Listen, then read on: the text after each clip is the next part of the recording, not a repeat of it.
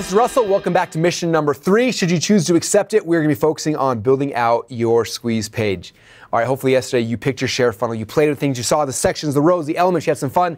Now it's time to actually build out page by page. I'm going slowly through this so you can master it and get each one of them right.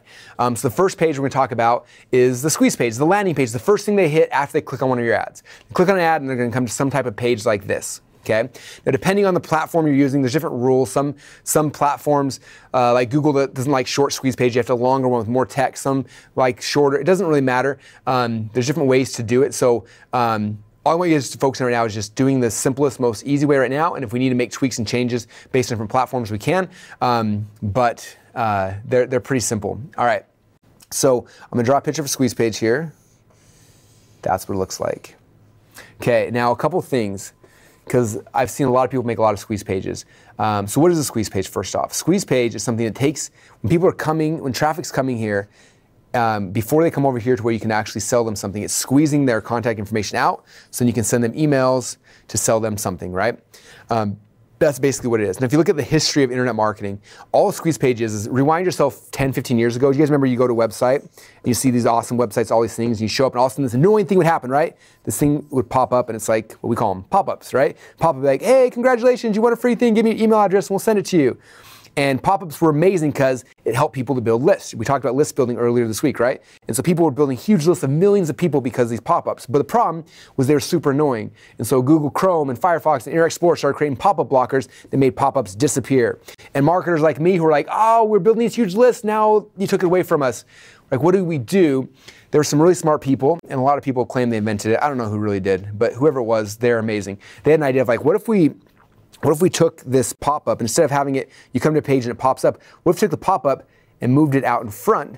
So the first thing somebody sees is the pop-up, getting their email address, and then if they opt in, then we take them to the actual page where we can sell them something.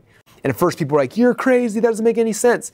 But what started happening was you get like 30% of the people, or whatever it is, to give you the email address. And now you have the chance to follow up with them.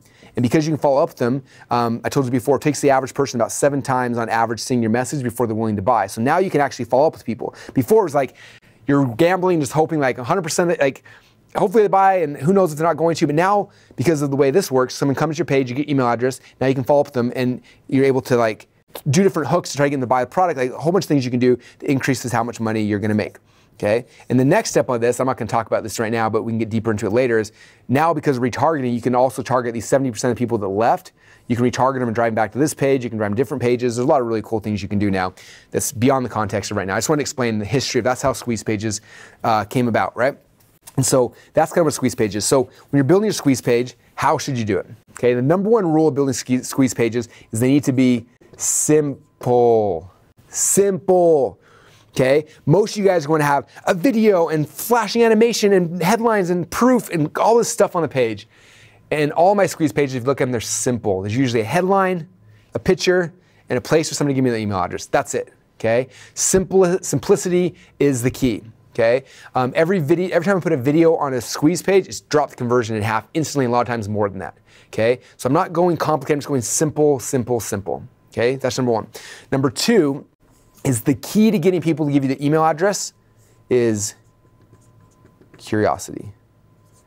Okay? If you had me critique your squeeze page, like, why is it not working, Russell? It's always one or two things. Either it's too complex, I'm gonna cut and delete like 90% of stuff on the page, or number two, there's not enough curiosity. Okay, if I look at that and it's like, hey, free report about how to make your garden greener, I'd be like, I think it's probably talking about fertilizer, so I don't know. And so they're not gonna opt in, right? If they think they can answer the question by looking at what the message is on the page, they're not going to give you the email address. Okay, this is true in any form of advertising. If I'm trying to get someone on a webinar, if they think they can know the answer to like what the question is, they're not. The registration rate is going to go really, really low, and the show up rate is going to go really, really low as well. Okay, and so you have to understand curiosity is the key. Like it's the secret. Okay, the more curiosity you can drive, the more likely people are going to opt in. So those are two things. You make them simple and lots of curiosity. Okay.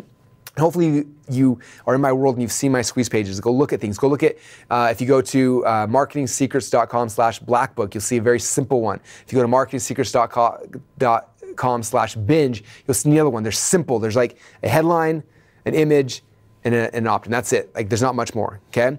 All right, now I'm gonna come back to the fundamentals we talk about this entire one funnel away challenge, right? So we have hook, number 1, we have story, number 2, and we have offer, number 3. Okay, now these principles, hook, story, and offer, are gonna be on every single step in your funnel, okay? On your ad, there's gonna be a hook, there's gonna be a story, and there's gonna be an offer. On the squeeze page, there's gonna be hook, story, offer. Okay, now, depending on, like some of these are gonna be bigger, right? Like on an ad, a lot of times my hook's gonna be like maybe an image. I might have a video that's telling the story, and the offer might be click here and I'll tell you more. So the offer might be really simple, okay? But on a sales page, the offer's more complex. I'm trying to give them to give me money, and so the offer's gonna be really, really big. But on a squeeze page, the hook's really fast. Usually the story's smaller, okay? And the offer is smaller as well. So hook, story, offer's there, but there's different percentages based on where you're at. Like the ad thing's gonna be bigger, squeeze page, and you'll notice as we kind of go through this, okay? This week we're doing squeeze page, sales page, OTO page, and then the members area. Next week we're going into the ad. In the ad, you're gonna spend less time on the offer, more time here. Over here, we're gonna spend more time with different things, okay? So like the ratio of hook, story, offer changes based on every single step in the funnel, okay? I should probably assign like a percentage each, so it'll be kind of fun, okay? The first thing, so on a squeeze page, the first thing you need to have is the headline. And guess what the headline is? Headline is your hook. Okay? So there you go. So it's your hook. So what's the hook that's gonna get somebody, they just clicked on an ad, they're coming here, like what's the hook that's gonna keep them there? Okay? So the hook, like hopefully you've tested a bunch of hooks. If not, like what are the hooks that get people to stay around? Like, okay, is it a free book? Is it a free report? Is it the blah, blah, blah? Like it's a hook that causes curiosity. Okay? So that's the first thing. Okay, the story is typically on a squeeze page very, very short. A lot of times my story is like my subheadline. Subhead, which is my story.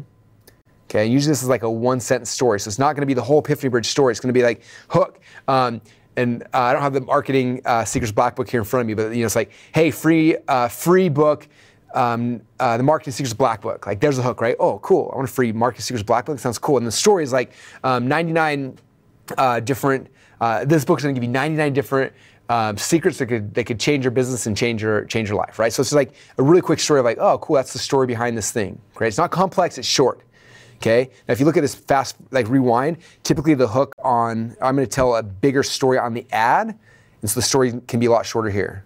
Anyway, we'll get to that when we get to ads. All right, so there's the headline story. Then for me, I have a picture of it, okay? This comes back to what we talked about week number 1, e-covers. I have a picture of the e-cover. Why? E-cover is a hook. If it looks sexy, like that's a hook by itself, like, oh, I want that thing. Okay, if you ever wonder why I have e-covers on almost everything, it's because e-covers are great hooks. You see that, it's just like, oh, I want that thing, okay? So the e-cover is a hook of the thing. Like here's a digital representation of what you're getting for free, okay? It's a hook, but it's also what? It's also the offer. This is what you're gonna get. Give me your email, you're gonna get this. Okay, so it's just the visualness of it is a hook, but then it's also the offer that I'm gonna give you. Okay, and then over here, I'm gonna ask for their email address, and they're gonna submit. And this is the offer, right? Give me your email, and I'm gonna give you this in return. There's the offer. Okay, so that's it, you guys, that's the squeeze page. It's simple, you get to tons of curiosity, and then the hook's gonna become the headline, the story will become the sub-headline. Okay, and sometimes the story might be in some bullet points depending on the design. And then the hook's gonna be this, the image, the offer's gonna be the image, and then the offer's gonna be give me your email address in exchange for this. Usually gonna be a little bit of copy saying, hey, give me your email address and I will give you my free copy of the Marketing Secrets Black Book, right? And so that's what I'm looking at. So hook, story, and offer are all there encompassed inside the page. You guys see that? And that's how simple it needs to be. Don't make it super complicated. You can add in your logo if you want some basic design, but don't go and have a 20-minute video of you explaining this hook, and don't have like 30 pages of bullet points about all, like you don't need all that. Make it simple. Now the only caveat to that is, again, if you're doing Google ads, Google doesn't like, they like more content, so you may have to have a section down below where it's like, inside this free guide, you're gonna learn to have like, 5 pages of bullet points and more copy, because some networks need that. But for the most part, I just want simple and easy. So for right now, to begin with, just make it simple, curiosity driven, and hook, story, offer. You're gonna plug in your hook, your story, and then your offer, and make it simple like that, okay? And that's how we're gonna create a squeeze page. So that's your goal right now. Make your squeeze page, go in the community, show off your squeeze page, and get people's feedback. I think it'll be really fun for everyone to kind of critique each other's things, but you're looking for those things. Is there enough curiosity for me to even want to opt in? Like, do I want that? Do I not want that? Like, what causes the curiosity? Figure that out. and then post that inside of the members area where we can do some funnel audibles for you and get the whole community. Everyone jump in there, help each other out. But this is the goals of the squeeze page. Again, simple, curiosity-driven, hook, story, offer. That's it. Make your squeeze page, and let's go get critiqued. And we'll see you guys on the mission tomorrow.